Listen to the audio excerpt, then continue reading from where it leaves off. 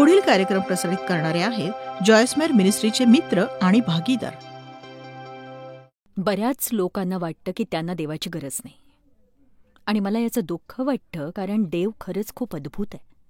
आपला देव अतिशय सामर्थ्यशाली आणि अद्वितीय आहे. मला तर हे समजूच शकत नाही की कुणी इतक्या चांगल्या देवाशी नातं न जोडता कसं राहू शकतं.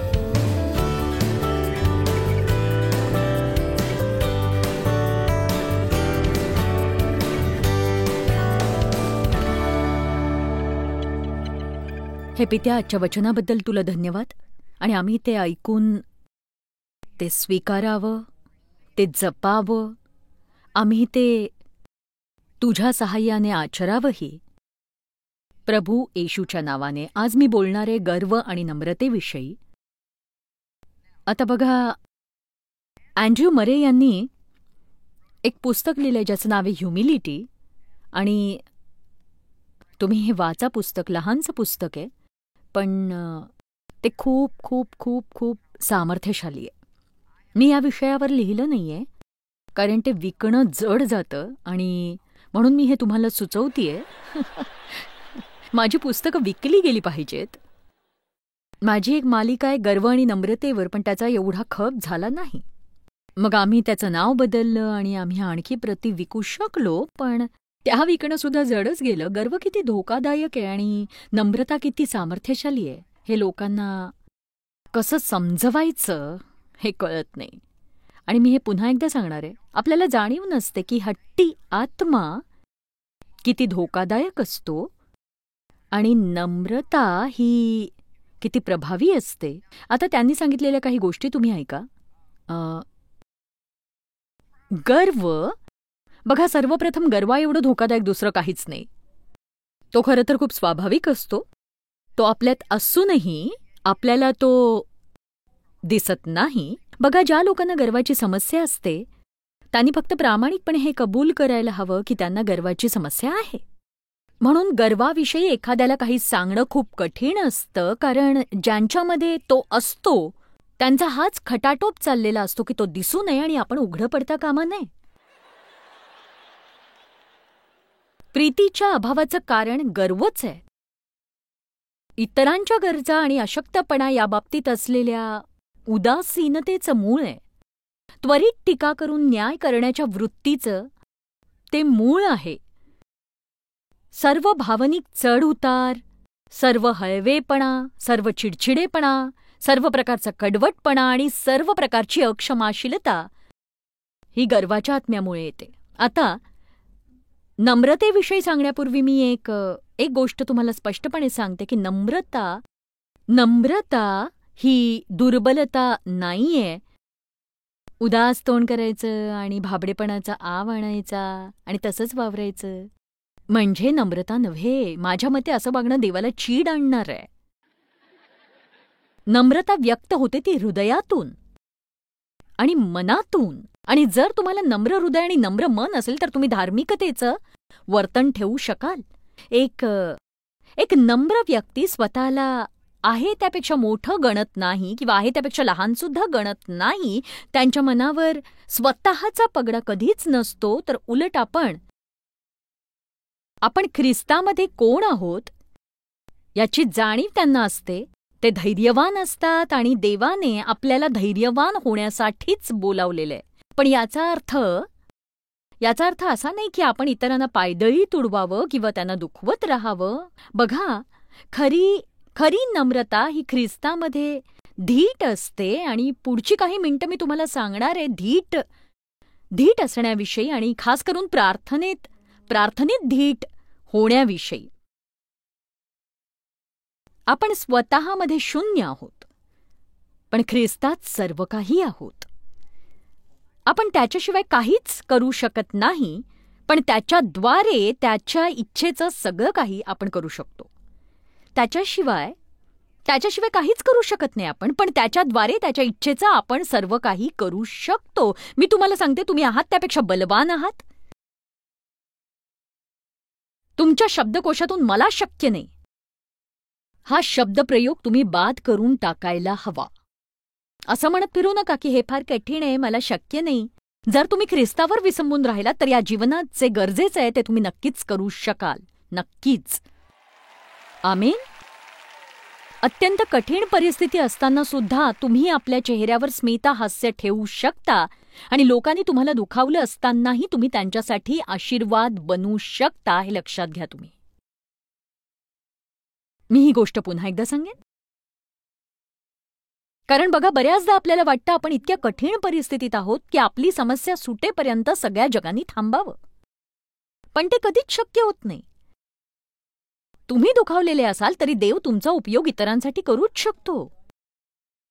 तुमच्या आरोग्य प्राप्तीचा तो सगळ्यात जलद असा मार्ग आहे.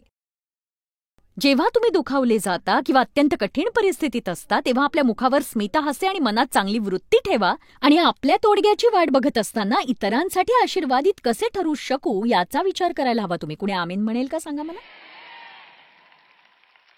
इफिस्करास अध्याय 3 वचन 12 मध्ये प्रेषित पौल म्हणतो, प्रभूच्या ठाई आपल्याला जो विश्वास आहे त्याच्याद्वारे धैर्य आणि भरवसापूर्वक प्रवेश ही मिळाली आहेत. धैर्य आणि भरवसापूर्वक प्रवेश हाच पौल म्हणाला होता की मी पाप्यांमध्ये मुख्य आहे. पण तो असंही म्हणतो की ख्रिस्तामध्ये आपण कोण आहोत ते आपण ओळखावं आणि आपल्याला त्याच्यामध्ये धैर्य आणि भरवसापूर्वक प्रवेश मिळाली आहेत हे समजावं आणि आपल्या जीवनात आमूलाग्र बदल व्हावा म्हणून आपण देवाकडे मागणं करावं, कारण ते देण्याएवढा तो चांगला निश्चितच आहे. कदाचित तुम्ही मागत नसाल, तुम्ही पुरेसं मागतच नसाल म्हणून असं होत असेल. काय झालं, तुम्हाला पटलेलं दिसत नाहीये बहुतेक? कदाचित तुम्ही देवाकडे पुरेसं मागत नसाल. बघा, काही वर्षांपूर्वी माझ्यामध्ये प्रार्थनेची तळमळ निर्माण झाली. ती पवित्र आत्म्याची तळमळ होती. आमेन. ती प्रेरणा दाबू नका. जर ती दैहिकतेची असेल तर दाबून टाका, पण पवित्र आत्म्याची इच्छा असेल तर ती उफाळून वर येऊ दे, ती बाहेर पडू द्या. तर एकदा मी प्रार्थना करत असताना मला अशी प्रार्थना करावीशी वाटली की मला भूतलावरच्या प्रत्येक मनुष्याला शिकवता यायला हवं. आता नीट ऐकून घ्या. माझं मन म्हणालं, हा वेडेपणा आहे, हे कुणालाही शक्य नाही. आणि सैतान म्हणाला, तू स्वतःला काय समजतेस काय? शत्रू तुम्हाला धिटाईने प्रार्थना करू देत नाही. तुम्ही देवाकडे एवढ्या मोठ्या गोष्टी मागायला हव्यात की तुम्हाला आश्चर्य वाटावं. मला वाटतं त्या दिवशी माझ्या मनात अशीच भावना निर्माण झाली होती, देवा मला या भूतलावरच्या प्रत्येक मनुष्याला शिकवता येऊ दे. सगळ्यांपर्यंत अजूनही आम्ही पोहोचलेलो नाही, पण त्या दिशेने आमची वाटचाल सुरू आहे. आमचा कार्यक्रम 1 नाही 2 नाही 85 वेगवेगळ्या भाषांमध्ये सध्या प्रसारित होतोय, भाषांतरित होऊन. देव हे कसं करतो हे मला ठाऊक नाही. आणि बघा, मी एक काम करते आणि देव या सगळ्या अद्भुत लोकांकडून बाकीची कामं करवून घेतो आणि या सेवेतील आमचे जगभरातील भागीदार आम्हाला मदत करतात. आणि एवढंच नाही तर इतर सेवा कार्यातील लोकही भाषांतरासाठी हे सगळं घडवून यायला मदत करत असतात. आणि बघा, हे घडतं. लोकांना त्यांच्या मातृभाषेत सुवार्ता ऐकता येणं खूप महत्वाचं असतं. जरी इंग्रजी ही त्यांची दुसरी भाषा असली तरी आपल्या मातृभाषेत ते कळणं ही त्यांची गरज आहे, म्हणजे ते त्याचा स्वीकार करू शकतात. सध्या आमचं प्रसारण होतंय मध्य पूर्वेमध्ये, आफ्रिकेत, भारतात, आशियात, मंगोलियात आणि या अशा जागा आहेत. तिथे कसं जायचं हे माहीत नव्हतं आणि लोकांच्या जीवनात वचनाचं कार्य होतंय, ते कोणत्याही भाषेचे किंवा संस्कृतीचे असले तरीही, कारण येशू सगळ्यांनाच हवाय. म्हणून इंटरनेटद्वारे, सॅटेलाइटद्वारे, टेलिव्हिजनद्वारे, रेडिओद्वारे, छापील सामग्रीद्वारे, पुस्तकांद्वारे सुवार्ता आता जगभरातील बऱ्याच लोकांपर्यंत पोहोचतीये. पण लोक मला रोज पाहतात. या भ्रमात राहण्याएवढी मी मूर्ख नाहीये, मी आत्मकेंद्री नाहीये. पण एक गोष्ट मात्र मी सांगू इच्छिते की मी मोठ्या गोष्टींसाठी नक्कीच प्रार्थना करते आणि त्याचा हिस्सा मिळवते. लहान प्रार्थना करून सगळं मिळवण्यापेक्षा हे बरं. चला आता हे लक्षात असू द्या की भले यासाठी तुम्ही पात्र नसाल, देवाच्या समोर धैर्याने जाण्यासाठी ही पहिली अट आहे, हे समजून घेणं की मी पात्र नाहीये. जे मी मागणार आहे त्यासाठी मी पात्रच नाहीये. तेवढी पात्रता माझ्यात नाहीच आहे. मी स्वतःच्या नावाने जात नाही, मी येशूच्या नावाने देवाकडे जाते. मला ठाऊक आहे माझ्या जीवनात बरीच पापं घडली, पण तुम्ही म्हणालात मी तुम्हाला क्षमा करेन, मी विसरून जाईन, तरीही तुम्हाला ती सांगण्याची मी काळजी घेणार नाही. चला आता, जे देव केव्हाच विसरलाय त्याविषयी देवाजवळ बोलणं तुम्ही थांबवायला हवं. तुमच्या भूतकाळाविषयी नव्हे तर तुमच्या भविष्याविषयी देवाकडे बोलायची गरज आहे.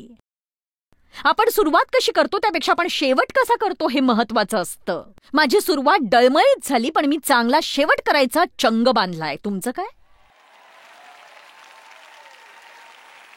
ठीक आहे, आता ऐका. तुम्ही मागत नाही म्हणून तुम्हाला मिळत नाही. तुम्ही मागितलं नाही म्हणून देव वैतागत नाही. जे तुमच्यासाठी योग्य नाही तेच तुम्ही मागितलं तर एकच होऊ शकतं, ते म्हणजे ते तुम्हाला कधीही मिळणार नाही. आमेन. तुम्ही जगिक गोष्टी मागाव्यात असं मी तुम्हाला सुचवत नाहीये, पण देवाला तुमचा उपयोग करून घ्यायला सांगा. हे प्रभू मला इतरांना मदत करता येईल असं काहीतरी कर. इब्री अध्याय 4 वचन 15 आणि 16 अद्भुत असा शास्त्र भाग आहे हा. आपला प्रमुख याजक, कारण आपल्या सर्वांच्या दुर्बलतेविषयी ज्याला सहानुभूती वाटत नाही असा आपला प्रमुख याजक नाही, तर तो सर्व प्रकारे आपल्याप्रमाणे पारखलेला होता तरी पूर्णपणे निष्पाप राहिला. सर्व प्रकारे आपल्याप्रमाणे पारखलेला होता तरी पूर्णपणे निष्पाप राहिला. तुम्ही कशातूनही जात असलात, तुमची परीक्षा कोणतीही असो, प्रभू येशू समजू शकतो, कारण तोही पारखला गेला तरीही निष्पाप राहिला. हे अद्भुत नाहीये का? किती जण इथे, विशेष करून मला वाटतं स्त्रिया विशेष करून अशा असतात ज्यांना वाटतं की कोणीतरी मला समजून घ्यावं, तुम्हाला समजून घ्यावं. मी शेवटी देवला म्हटलं, तू मला समजून घेतलं नाहीस तरी समजून घेतलं असं म्हण ना माझ्यासाठी. आणि तेव्हापासून त्याचं आवडतं वाक्य आहे, मी समजू शकतो. आणि त्याने मला समजून घेतलंय अशा आविर्भावात मीही खुश राहते. आमेन. पण येशू समजून घेतो आणि त्याच्याविषयी मला हे आवडतं की मी माझ्या जीवनातल्या सगळ्यात विचित्र पडावातून जात असले तरी तो मला समजून घेतो. तो मला सोडून देत नाही. आमेन. वचन 16 म्हणतं, तर मग आपल्यावर दया व्हावी आणि ऐनवेळी सहाय्यासाठी कृपा मिळावी म्हणून आपण धैर्याने कृपेच्या राजासनाजवळ जाऊ. आपल्यावर दया व्हावी आणि ऐनवेळी सहाय्यासाठी कृपा मिळावी म्हणून आपण धैर्याने कृपेच्या राजासनाजवळ जाऊ. ऐनवेळी सहाय्य, वेळेवर मदत, गरज असते तेव्हा मिळणारी मदत. तुम्ही अयोग्य वागता तेव्हा येशूपासून दूर पळू नका, तर उलट त्याला जाऊन बिलगा. तुम्ही देवापासून लपू शकत नाही. लक्षात ठेवा, ज्यांची योग्यता नसते त्यांनाच तो मदत करत असतो. तुम्ही मागत नाही म्हणून तुम्हाला मिळत नाही. म्हणून मागायला शिका. प्रार्थना कशी करायची ते शिका. फक्त स्वतःसाठी नव्हे तर इतरांसाठीही प्रार्थना करा. धार्मिक सिंहासारखे धीट असतात. मला हे आवडतं. बघा, गर्व फारच धोकादायक आहे आणि याची परिभाषा सांगायची झाली तर ताठ मानेचं असणं आणि स्वगौरव किंवा स्वसंतुष्टीत रममाण होऊन स्वस्तुती करणं. तुमच्या लक्षात आलंच असेल की किती वेळा स्व हा शब्द या परिभाषेत आलाय. ते स्व स्व स्व स्व स्व. बायबल म्हणतं, ख्रिस्ताच्या मागे जायचं असेल तर आपण आपला वधस्तंभ उचलून स्वतःला विसरून त्याच्या मागे जायला हवं. स्वतःला नाकारण्याचा वधस्तंभ उचलून आपण ख्रिस्ताच्या मागे जायला हवं. ख्रिस्ताला तुमच्यामधून वाहू द्या प्रियांनो. आपण स्वतःला मारून त्याच्यासाठी जगतो. आमेन. गर्व आणि फुशारकीची मैत्री आहे. गर्विष्ठ व्यक्ती स्वतःविषयीच खूप बोलत राहतात आणि माझी मुळीच इच्छा नाही की कोणी अतिगर्विष्ठ व्यक्ती माझे जिवलग मित्र बनावेत. कारण जेव्हा मी त्यांना भेटेन ते फक्त स्वतःविषयीच बोलत राहतील आणि त्यांनी मिळवलेल्या यशाचं कौतुक करत राहतील आणि तेव्हा ते असतील ते ते ते ते the the the the the the आणि मी फक्त असं म्हणत राहायचं की खरंच. सतत आणि सतत त्यांच्याविषयीच बोलायला मला नाही आवडणार. फुशारकी मागण्याचा दुसरा अर्थ आहे फसवणूक करणं. त्याचा अर्थच तो आहे लोकांची फसवेगिरी करणं. जे तुम्ही नाही आहात ते असल्याचं भासवणं. फुशारकी मारणं हा निव्वळ मूर्खपणा आहे, कारण जे काही चांगलं आपण करू शकतो ते ख्रिस्तच आपल्याद्वारे करत असतो खरं तर. आमीन.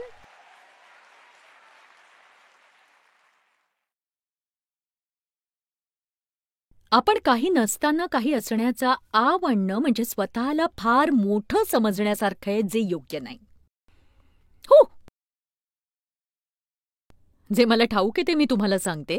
जे मला ठाऊक आहे ते मी सांगते. मला ठाऊक आहे ते मी तुम्हाला सांगते. एक सांगू का, आपल्याला काही कळत नाही हे कळणं महत्वाचं आहे. पौल जे म्हणाला ते मला आवडतं. वधस्तंभी दिलेल्या ख्रिस्ताशिवाय काही जमेस धरू नये असा मी ठाम निश्चय केला. आता बघा, देवाची इच्छा आहे आपण ज्ञानात वाढावं, पण आपण कोणी नसताना कोणीतरी आहोत असा आव आणतो. गर्वासाठी समानार्थी शब्द आहे हट्टी, फुगलेला, पोकळ, अभिमानी. चुकीच्या मार्गाने गर्वाने भरलेला मनुष्य हा अशा सगळ्या गोष्टींनी भरलेला असतो. आता बघा, मला माझ्या मुलांचा अभिमान आहे. या सेवाकार्यात ते जी धुरा वाहतात त्याचा खरोखर मला अभिमान आहे. मी स्वतःला सतत आठवण करून देते, हे फक्त देवामुळे, माझ्यामुळे नाही. कुठल्याही प्रकारे हे करण्याएवढी क्षमता माझ्यात आहे असा समज करून घेण्याचा मूर्खपणा मी करत नाही. मी आभारी आहे की या सभागृहात तुम्ही हजर राहिलात आणि मला विश्वास आहे की देवाने तुम्हाला इथे आणलंय. आमीन. मी देवाची आभारी आहे की लोक खुर्च्यांवर बसलेले असतात, कारण असे दिवस होते की फार लोक येत नव्हते. ते दिवस सगळ्यांसाठी चांगले होते, पण दुष्काळाच्या वर्षातून जाताना जे हवं ते न मिळणं हे सुद्धा चांगलं असतं, कारण जेव्हा देव आकाश कवाडे उघडतो आणि आशीर्वादाचा वर्षाव करतो तेव्हा आपल्याला त्या गोष्टीचं मोल कळून येतं. सैतानाने जे पाप केलं ते गर्वाचं पाप होतं. सुरुवातीला तो आराधनेचा देवदूत होता. त्याचं शरीर अनेक वाद्यांनी बनवलेलं होतं. तो एक फार अद्भुत, अलौकिक, सुंदर निर्मिती होता. पण यशया 14 12व्या वचनापासून आपल्याला त्याच्या पतनाविषयी सांगण्यात आलं. हे दैदिप्यमान ताऱ्या, प्रभातपुत्रा, तू आकाशातून कसा पडलास? राष्ट्रांना लोळवणाऱ्या तुला धुळीत कसे टाकले? तू आकाशातून कसा पडलास? राष्ट्रांना लोळवणाऱ्या तुला धुळीत कसे टाकले? तू आपल्या मनात म्हणालास. आता इथे तुम्ही बारकाईने पहा, किती वेळा मी मी मी हा शब्द त्याने उच्चारलाय. मी आकाशात चढेन, देवाच्या तारांगणाहून माझे आसन उच्च करीन, उत्तर भागातील देवसभेच्या पर्वतावर मी विराजमान होईन, मी मेघांवर आरोहण करीन, मेघांवर मी परस्परा समान होईन, देवा समान. देवाने त्याला असं उत्तर दिलं, त्या तुला अधोलोकात टाकले आहे. म्हणून जेव्हा आपण स्वतःला उंच करतो तेव्हा देव आपल्याला खाली घेऊन येतो. तो आपल्याला त्याच्या पराक्रमी हाताखाली नम्र व्हायला सांगतो आणि आपण तसे झालो नाही तर तो स्वतः ते करतो. आणि सगळ्यात वेदनादायक गोष्ट ही की आपण स्वतःच्या गोष्टींनी भरलेले असताना देव आपल्याला अशा प्रक्रियेतून नेतो की आपल्या लक्षात येतं की आपण देवा वाचून शून्य आहोत. शून्य. आता बघा, आपला समाज पुष्कळ मीपणाने भरलेला आहे आणि लोकांना वाटतं की त्यांना देवाची काहीच गरज नाही. या गोष्टीने मला खूप दुःख होतं, कारण देव हा खूप अद्भुत आहे. देव इतका अद्भुत, अलौकिक, अद्वितीय आहे की मला कळत नाही अशा महान आणि चांगल्या देवाबरोबर नातं जोडायला लोकांना का आवडत नाही. म्हणजे मला हे म्हणायचंय, म्हणजे मला हेच समजत नाही, मला मुळीच समजत नाही. कारण जेव्हा तुमचं देवाशी नातं असतं, धर्म नव्हे हा, तर देवाबरोबर नातं जोडणं महत्वाचं आहे. आणि मला वाटतं धर्मामध्ये राहून आलेल्या कटू अनुभवांमुळे आज अनेक लोक देवाशी नातं जोडायला तयार होत नाहीयेत. तुम्हाला किंवा मला धर्म देण्यासाठी प्रभू येशूने आपला प्राण अर्पण केला नाही. याचा गर्व करू नका की बघा मी कॅथलिक आहे, बघा मी लुथरियन आहे, मी बॅप्टिस्ट आहे, मी मेथडिस्ट आहे. राग मानू नका, पण देव कधीच तुकडे करत नाही. आमेन.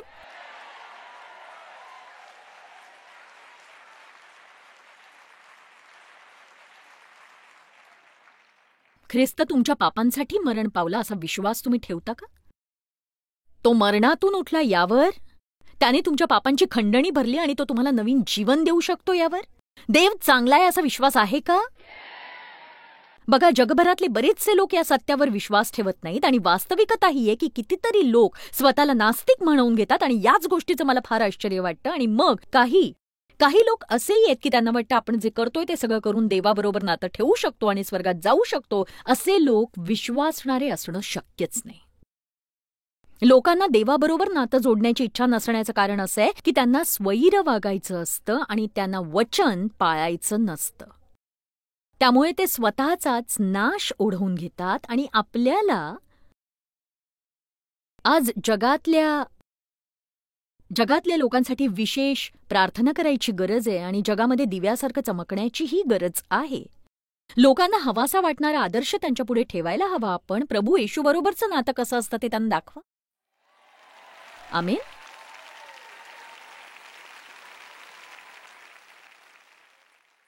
गर्व झाला की नाश ठेवलेला मनाचा ताठा अधःपतनाचं मूळ आहे.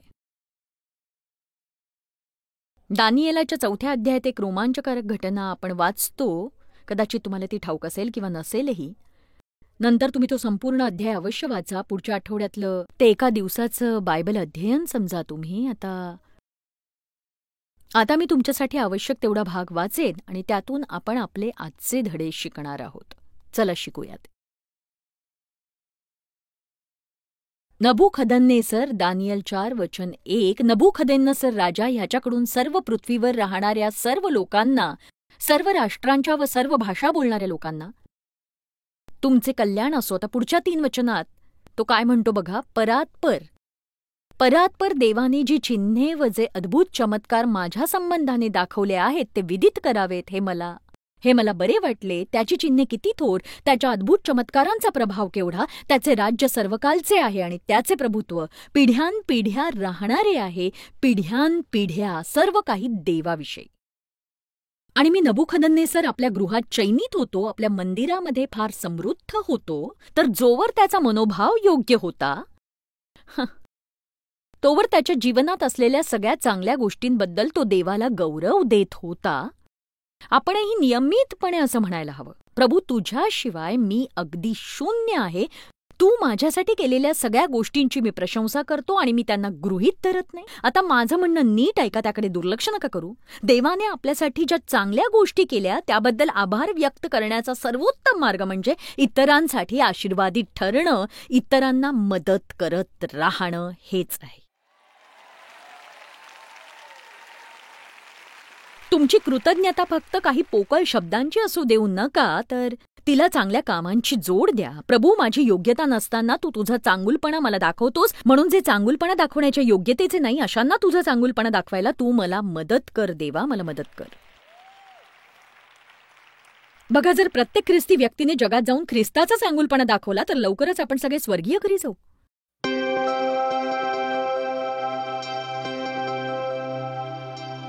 एक प्रश्न विचारते मी तुम्हाला.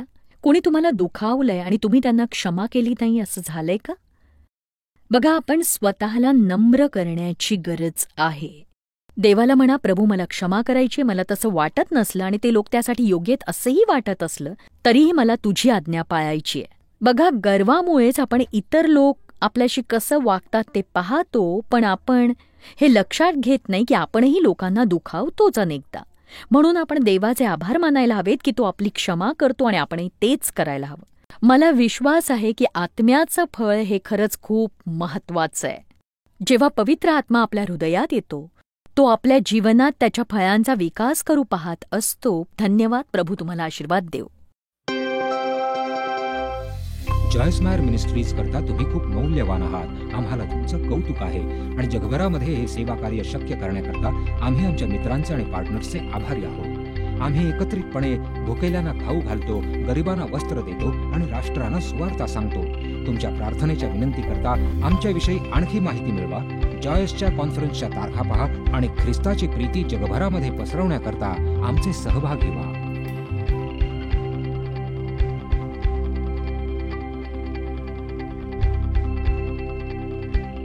याचा सर्व खर्च जॉयस मेर मिनिस्ट्रीचे मित्र आणि भागीदार करत आहेत.